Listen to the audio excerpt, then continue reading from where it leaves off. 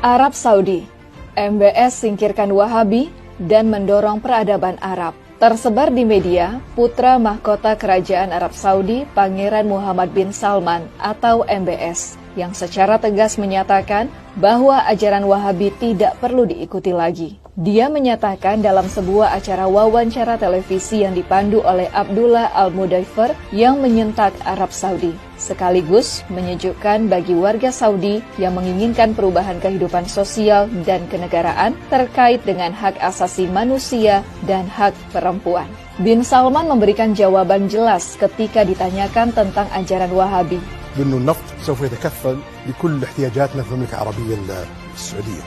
Ketika kita berkomitmen untuk mengikuti ajaran ideologi tertentu atau cendekiawan tertentu, ini berarti kita mendewakan manusia. Bin Salman menambahkan, tidak ada aliran pemikiran yang tetap dan tidak ada orang yang sempurna. Kita harus terlibat dalam interpretasi teks-teks Al-Quran yang berkelanjutan dan hal yang sama berlaku tradisi-tradisi yang diajarkan Nabi.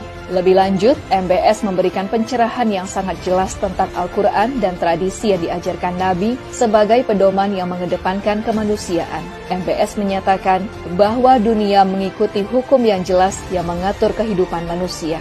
Peran kami para penguasa Saudi, kata MBS, adalah untuk memastikan semua hukum yang disahkan di Arab Saudi tidak bertentangan dengan kepentingan kita, Arab Saudi. Wahabi tidak hanya dilihat sebagai penghambat kemajuan dan modernisasi, namun sekarang Wahabi dianggap tidak berguna sama sekali bagi eksistensi Arab Saudi.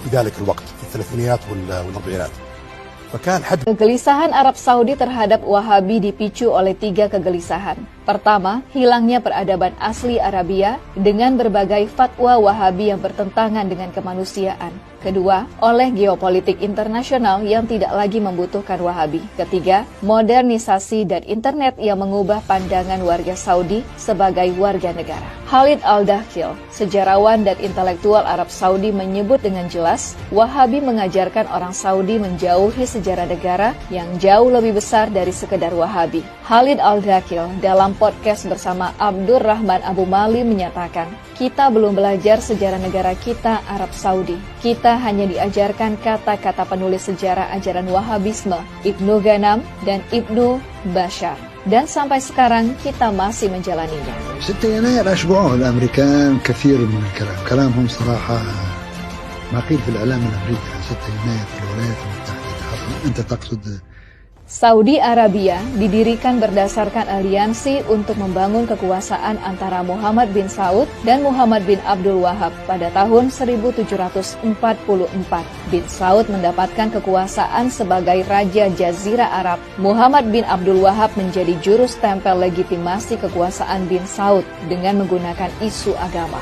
Sejak saat itu, Saudi Arabia dan ajaran Wahabi menjadi satu kesatuan. Kini, Wahabisme tidak lagi mendapat dukungan negara Saudi dan Wahabisme tidak lagi menjadi agenda Saudi di panggung internasional. Di dalam negeri Saudi, Wahabisme kehilangan seluruh kekuatan ideologi dan politiknya karena polisi syariah yang sangat menakutkan dan kejam telah dibubarkan.